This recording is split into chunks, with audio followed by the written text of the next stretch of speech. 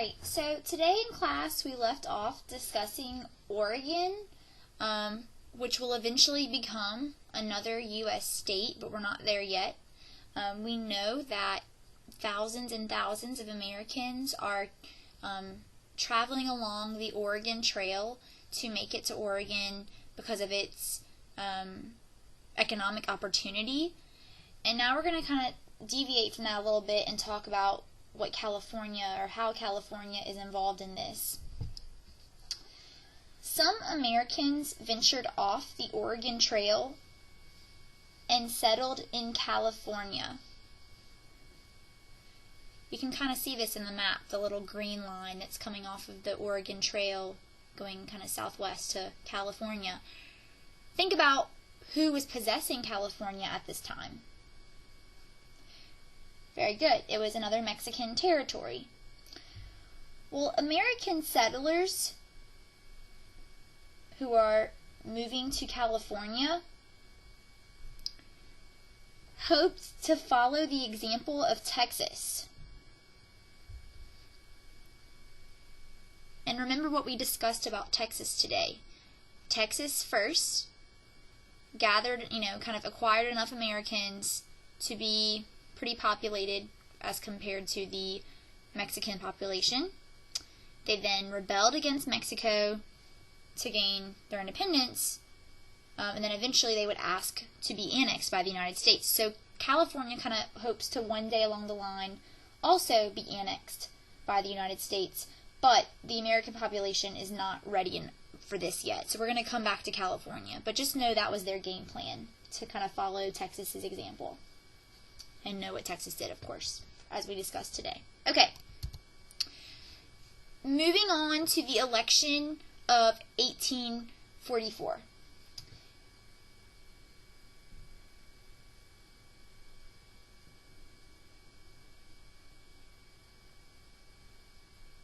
Both Whigs and Democrats at this time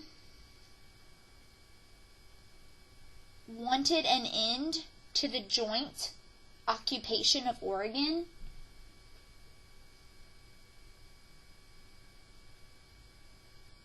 and wanted the United States to annex it. So both Whigs and Democrats at this time wanted an end to the joint occupation of Oregon and wanted the United States to annex it. So if you recall, at this time, Oregon was possessed by both Great Britain and the United States, but they want to kind of divide it up and allow the United States to annex its portion of Oregon.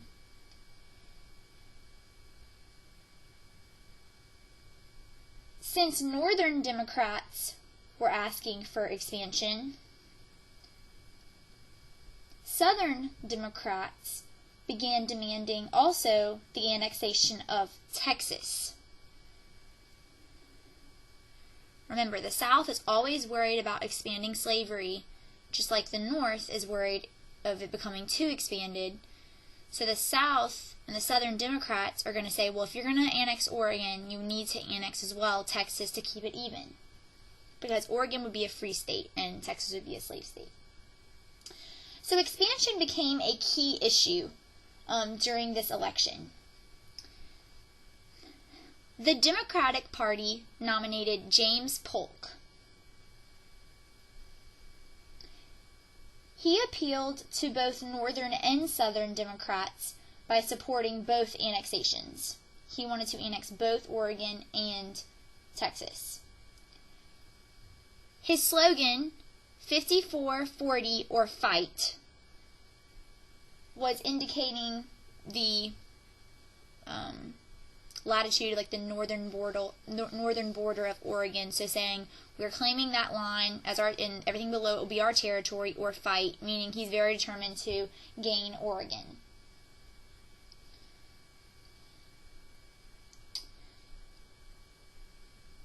The Whigs nominated Henry Clay. Henry Clay is our great compromiser. He's still running on the same platform that he did when we discussed him in Chapter 7, the American System.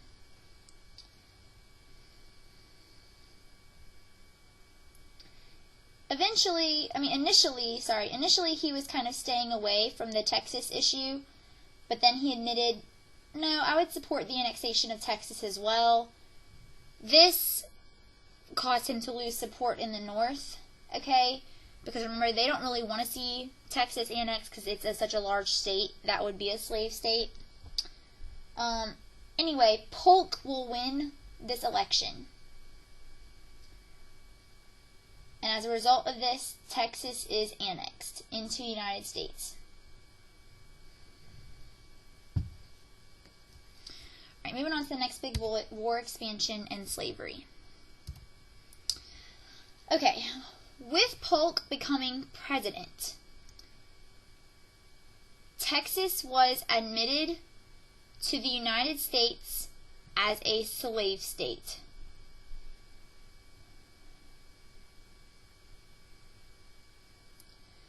Now, Texas becoming a state, this is going to cause a little bit of tension with us and Mexico. Mexico's still kind of bitter about losing Texas and kind of still wanted it to be considered a part of Mexico. So they're not really going to be happy about this. So we're getting into some land disputes now with Mexico.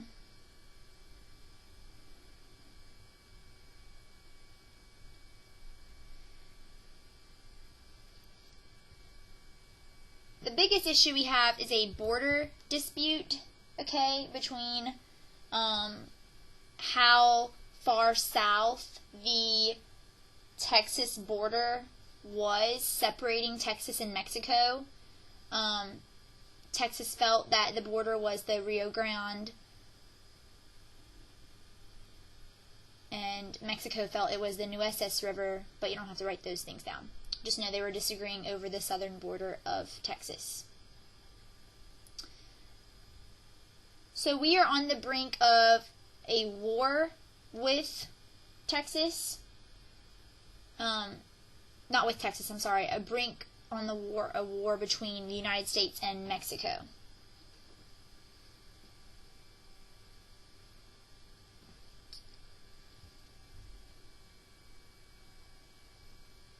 The United States began to send troops to the U.S. and Mexican border. This was kind of stirring the pot. He did not want to be the one that started the fight, but by sending troops, Mexico will eventually start fighting. So this will start a fight since he's sending more troops to the border. And the fighting starts in the year 1846. When the fighting starts, Polk asks Congress to declare war against Mexico. And so we have the U.S.-Mexican War.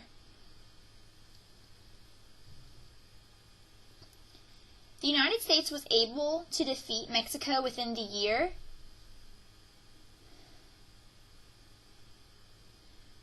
And the Treaty of Guadalupe Hidalgo was signed and ratified in 1848. And I will give you the specifications of that treaty. But the Treaty of Guadalupe Hidalgo was signed and ratified in 1848. This treaty ended the war with Mexico.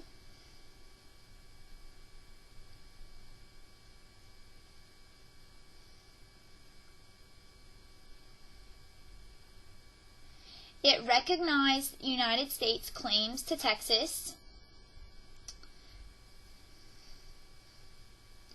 It established the southern border of Texas at the Rio Grande or Rio Grande.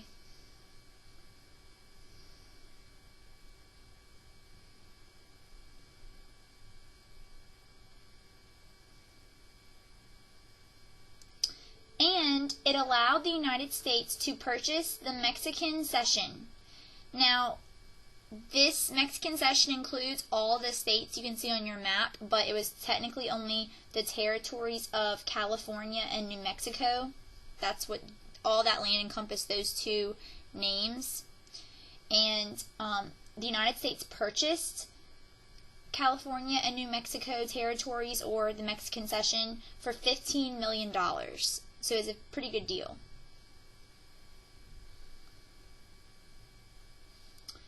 So now Polk has kind of solidified his promise. He promised to try to fight for Texas annexation. He had a war with Mexico over it, and he wins. So he did kind of fulfill his promise to the people when he was elected. But now we still have to deal with Oregon. Polk's pledge was 54-40 or fight, meaning 54 is where we're going to have, the line, establishing the northernmost border of the Oregon Territory, separating the American and the British boundary line. But in order to avoid fighting two wars, Polk kind of gave in and agreed to divide the Oregon Territory at the 49th parallel instead. So Polk agrees to divide the Oregon Territory at the 49th parallel instead. So we lost some of what we initially had planned to gain. So what was once 54-40 or fight became 54-40 or whatever. He kind of laxed up on that, but he needed to kind of not have another battle or another war. So he needed to kind of maintain his resources. At this time, we see a new political party begin to organize itself before the next big election that we'll talk about. And this political party is known as the Free Soil Party. The key idea behind the Free Soil Party was that it was free of slavery.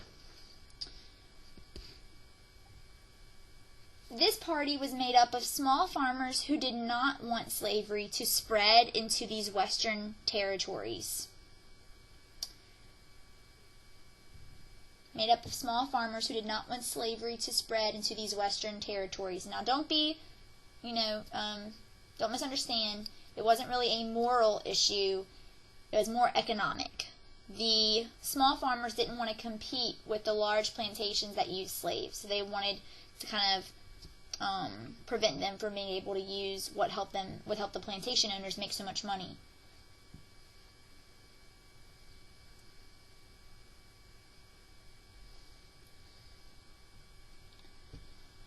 Okay, so now at the election of 1848, we have Zachary Taylor running against Martin Van Buren.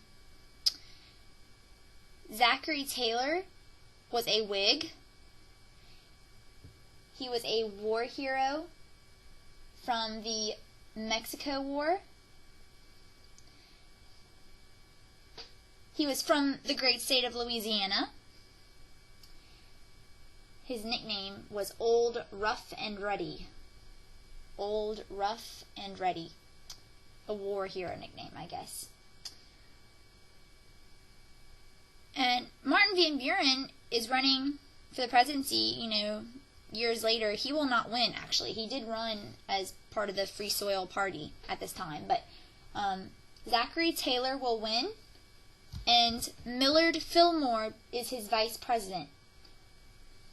This becomes important because Zachary Taylor will die 2 years into office.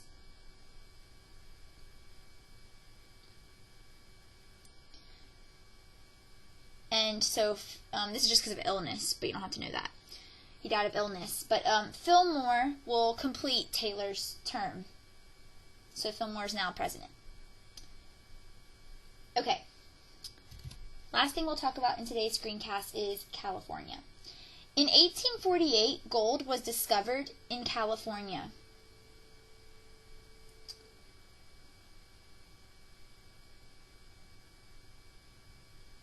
News got out about this. This is the mid-1800s, the gold rush, okay? News got out about the gold in California. And in 1849, just 1 year later, approximately 80,000 migrants enter California to look for gold. So we have a large influx of Americans into California territory. California then created a state constitution that made slavery illegal, and they applied for statehood since they now have enough people to do so.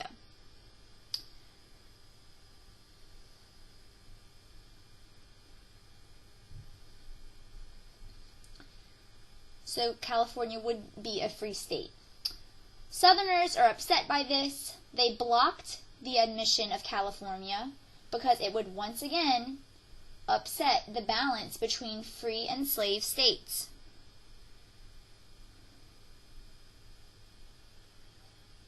It would once again upset the balance between free and slave states. When you need a compromise, who are you going to call? Remember our Ghostbusters theme song, right? Who are you going to call? Our great compromiser is Henry Clay. So, Henry Clay, as well as some assistants of his, they organized a group of 6 laws that would become known as the Compromise of 1850. So Henry Clay helps put the situation at ease, and they come up with a group of 6 laws that together become known as the Compromise of 1850. First order of business, California would become a free state. California would become a free state. Second, it established a boundary between Texas and New Mexico. It established the official boundary line between Texas and New Mexico. This was an issue because, remember, Texas was a slave state. So, New Mexico was not at this time, but New Mexico was also just a territory, so it's going to come up later, but we'll talk about that in a second. Third point, it abolished the slave trade in D.C. Remember, D.C. was our nation's capital, and if you kind of look at the map, remember, D.C. is kind of between Virginia and Maryland, so even though we don't think of it as being very southern, it is in that southern portion of the United States where slavery exists. So by kind of making the slave trade, which was just like auctions and things, illegal in that district, you're making this statement. Fourth point. In the territories of New Mexico, slavery would be decided by popular vote. So for the New Mexican territory, they will decide whether or not they want to have slavery by vote. Fifth point is that the same thing happens for Utah. That's why on the map you see territorial voters to decide the slavery issue. Meaning, we're going to say right now that they will not get to decide. We're not deciding now, if Utah will be a slave or free state or New Mexico. The territory settlers will decide by vote. So they'll get to pick for themselves. I think that they see this as a compromise because it is likely that, the state of Utah might side with California and be a free state. Lastly, and this is definitely in favor of the southern states, kind of give them their side of things since California would be a free state, the last specification of the Compromise of 1850 was the Fugitive Slave Act. The Fugitive Slave Act stated that police and citizens in free states were required to help return runaway slaves.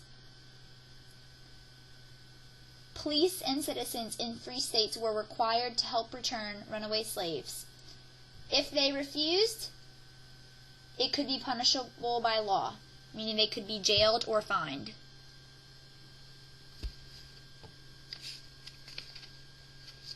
Okay, we're at a good stopping point now, ladies, so we're going to stop with the notes for the screencast.